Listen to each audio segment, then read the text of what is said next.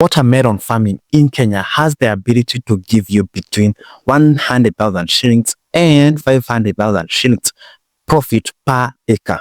It is these impressive returns in watermelon farming that has made it one of the most sought after agricultural ventures for both new and experienced farmers across the country. Now, learning how to grow watermelons effectively can lead to significant profits for you, Kenyan farmer. Now, make sure that you have a pen and a paper. This one is gonna be a long one, and it is a video detailed for watermelon farmers who are targeting to expand their production and also double their profits or increase the profits that they make per acre. Now, if you have a question or something that might not be clear, make sure that you drop it at the comment section.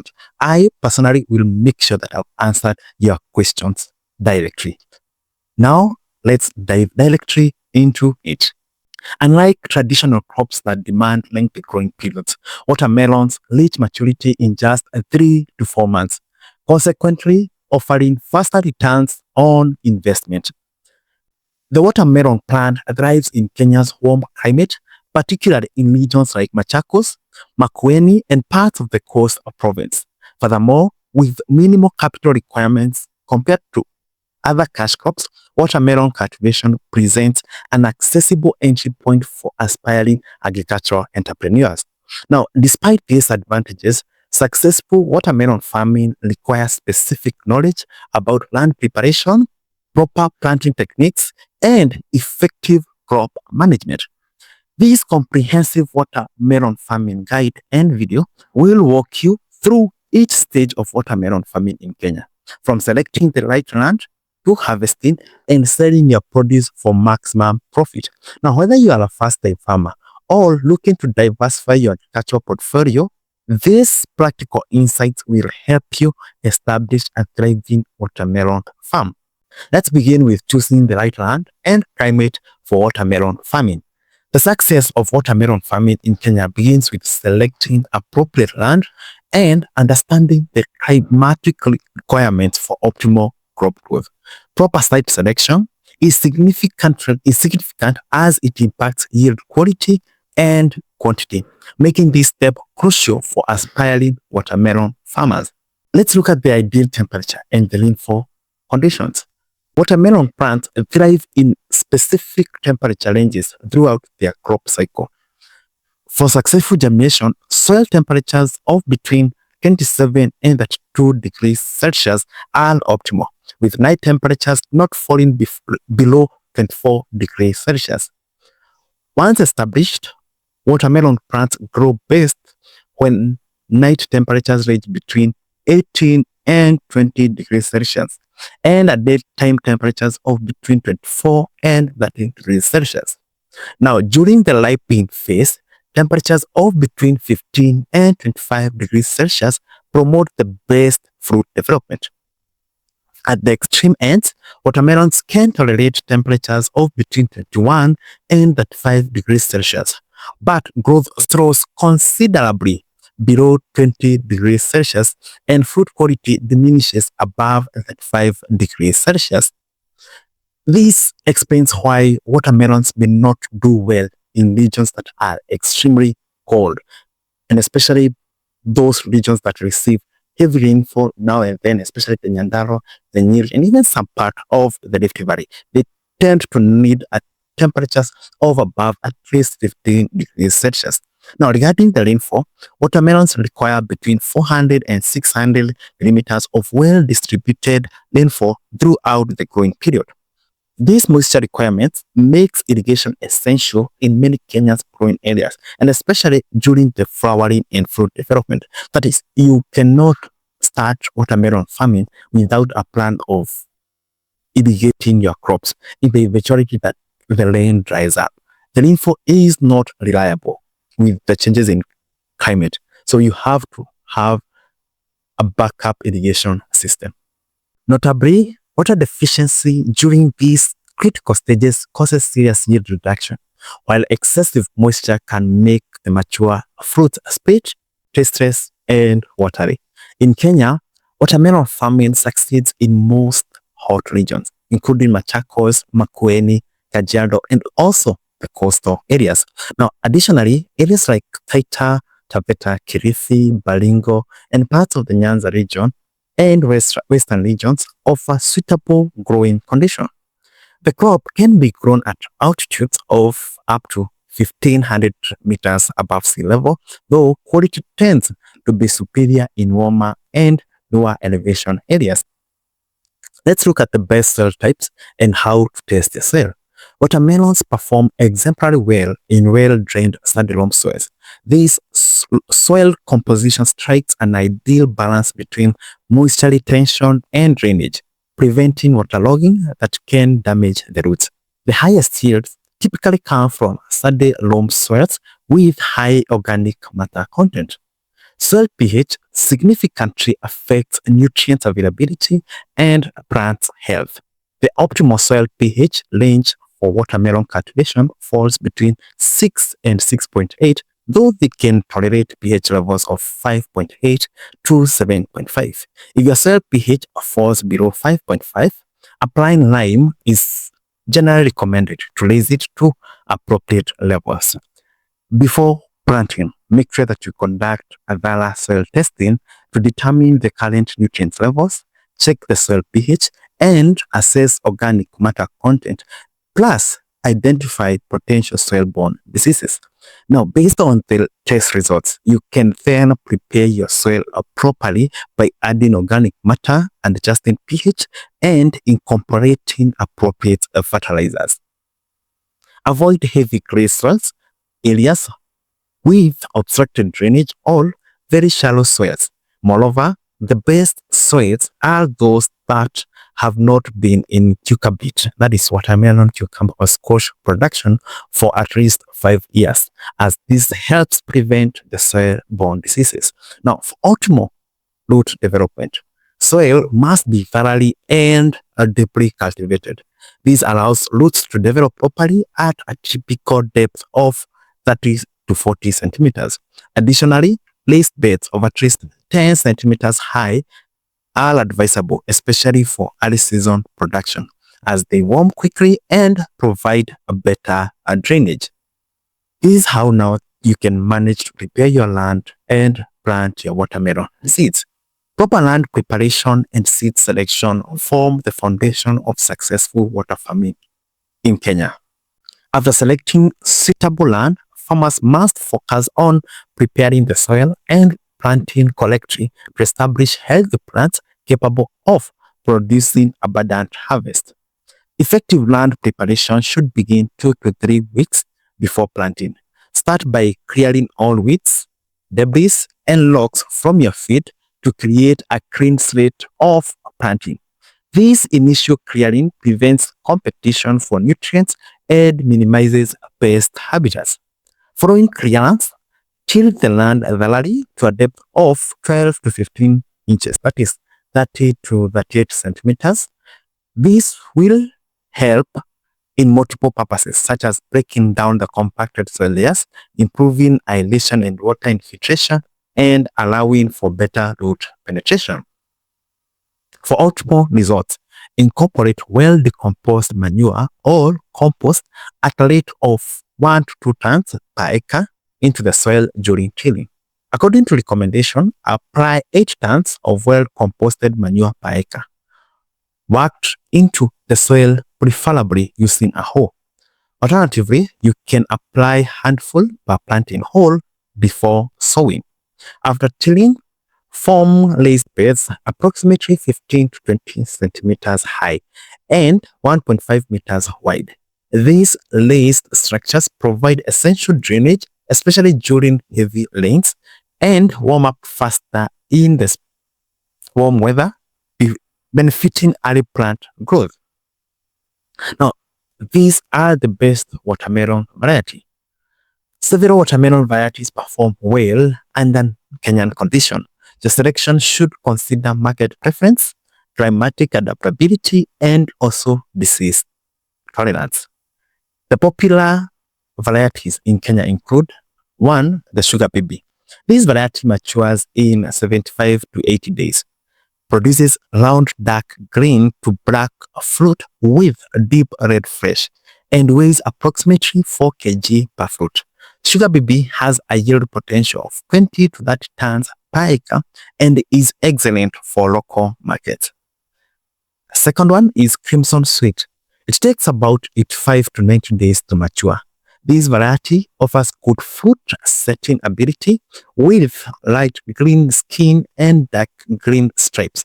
It's ideal for both local consumption and export markets. Another famous variety is Sukari F1. This hybrid variety matures quickly in 90 days, with fruits weighing 7 to 8 kgs each. It has excellent disease resistance, high yield potential of 25 to 35 tons per acre, and superior transport qualities. The seed rate ranges from 0.6 to 1.2 kg per acre, depending on your spacing. Other varieties worth considering include Charleston Grey, Jubilee, Asali F1, and Maridadi F1, which are also available from certified seed dealers across Kenya. Let's check the correct spacing and planting techniques. Learning how to plant watermelon correctly is crucial for optimal yields. Plant watermelons when soil temperatures reach at least 65 degrees Fahrenheit or 18 degrees Celsius. In Kenyan climate, timing often aligns with the onset of rains when irrigation is available. For watermelon spacing, follow these guidelines based on variety size. Number 1, a spacing of between rows of 100 and 150 centimeters, that is 1 to 1.5 meters.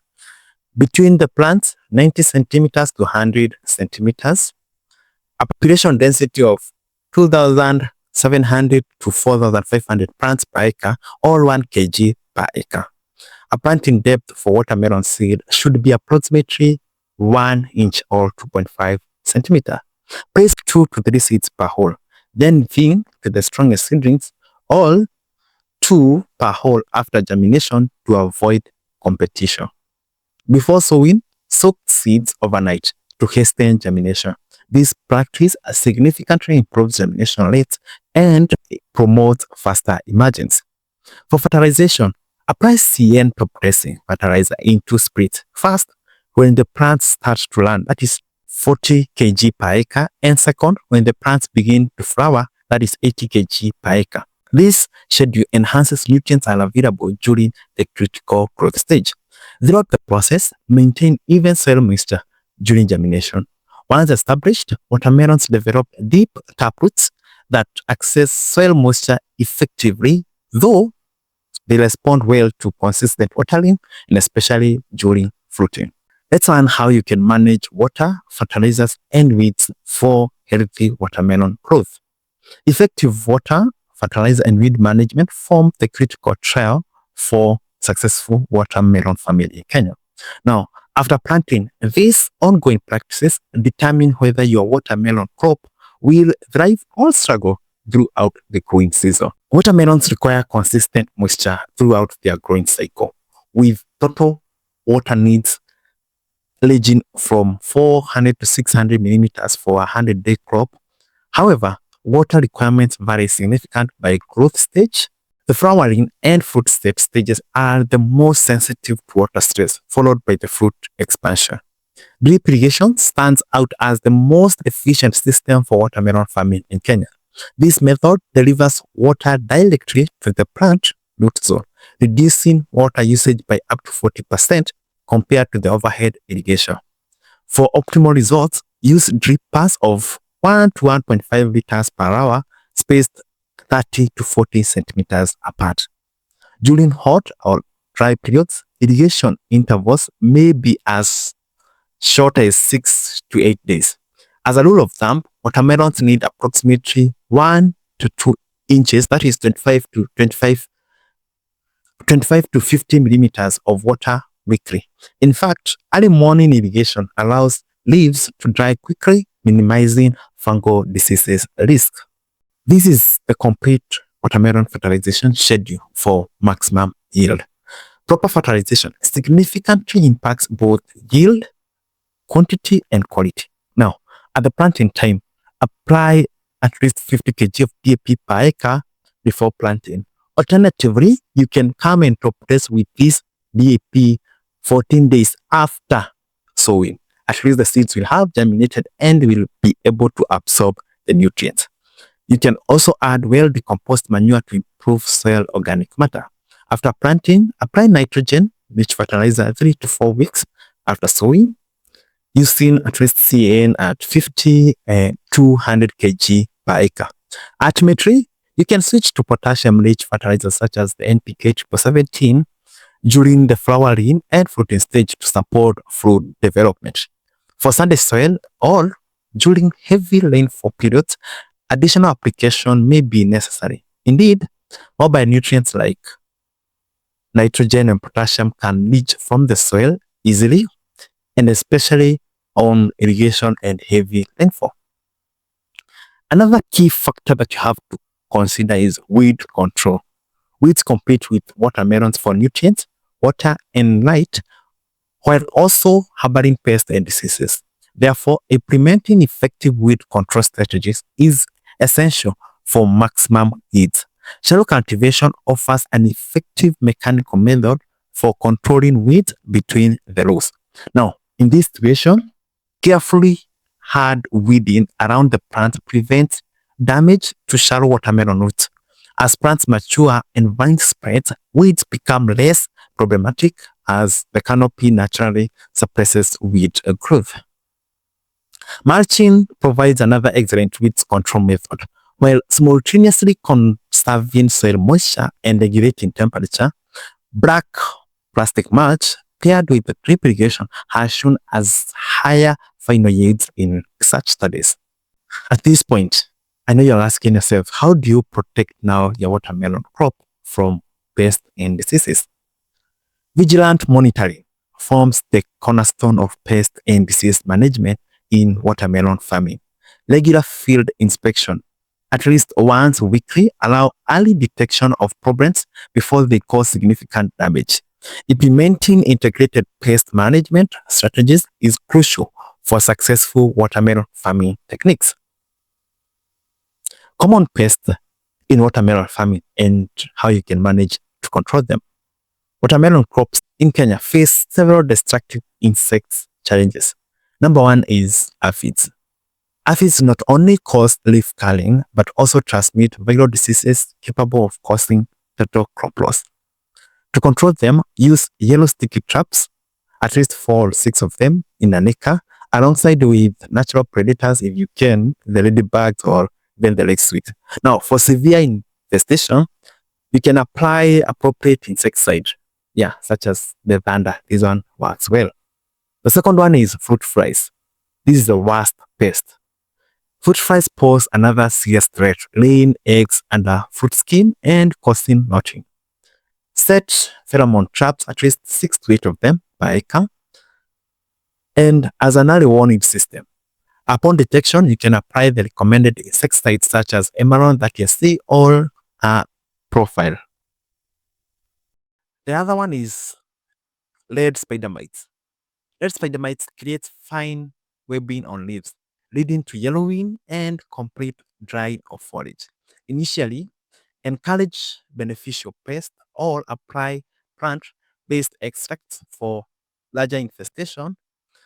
Miticides like ivermectin tends to do some quite good work.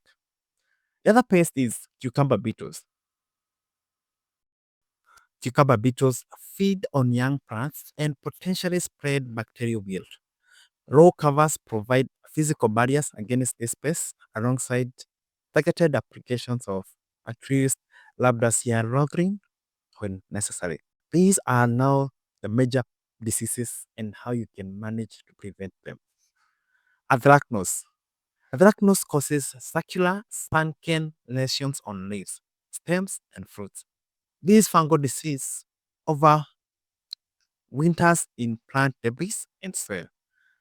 Now, it tends to be very destructive, and if not controlled early, it can cause total loss. Now, you can begin treatment with copper-based fungicides when vines start learning. The second disease is powdery mildew. It appears as white powdery growth on leaves, typically from at least mid July onward, at least when the weather is extremely cold. Apply treatment after finding even one lesion on the underside of the leaves. Yes. The other disease is Fusarium wilt. It tends to begin with plants wilting during midday before the covering, eventually progressing to complete collapse.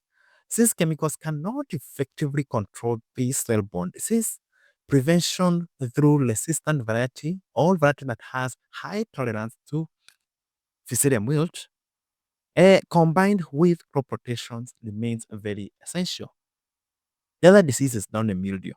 This rarely appears before August or even February, but can cause rapid defoliation. Begin preventive sprays when vines land or when disease occurrence is predicted in your region. Make sure that you implement an integrated approach of combining both crop rotation, resistant variety, keeping your farm clean, and use of chemicals to provide the most effective protection for your watermelon investment. Proper disease control is crucial for maintaining high watermelon yield per acre in Kenya. Let's look now at the most critical stage. You've managed to do all that work and control, manage, and prevent the diseases. We go to the happy place, that is harvesting, and how you handle them. To determine the perfect moment to harvest is that one that maximizes both quality and profit in watermelon farming. Now, after months of carefully cultivation, proper harvesting, and marketing techniques to transform your crop into an income. Now, these are the signs that your watermelons are ready for harvesting. I want you to listen very, very clearly, because the big mistake in watermelon farming is if you're not keen, it's hard to tell which melon is ripe and which is not. So you may end up cut many which are immature and which is will translate into a loss before you get to identify the new one and the ripe one. Identifying ripe watermelons relies on several visual and tactile indicators. The most reliable sign is the color change on the underside or the berry of the melon from greenish white to buttery yellow or cream. This yellow patch develops where the fruit rests on the ground and especially pronounced on dark skinned varieties. Look for the curly tendrils, sometimes called the pig's bill, nearest to the fruit. When this tendril turns completely brown and dry, the watermelon is typically ready for harvest. Although some varieties like Sugar Baby may require an additional 10 days after the tendril browning before picking. The damp test can help confirm ripeness. A ripe watermelon produces a deep, hollow sound when tapped, whereas unripe watermelons sound dull. Additionally, mature watermelon lose their sleek, shiny appearance and develop a dullish finish.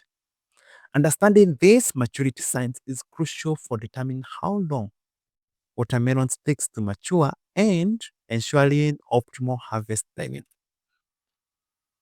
Now, harvest watermelons early in the morning when temperatures are cooler to minimize heat stress and spoilage. Use a sharp knife or a cleaning pruning shears to cut the fruit from the vine, leaving about 2 inches of the stem attached. Make sure that you don't remove that vine. Yes.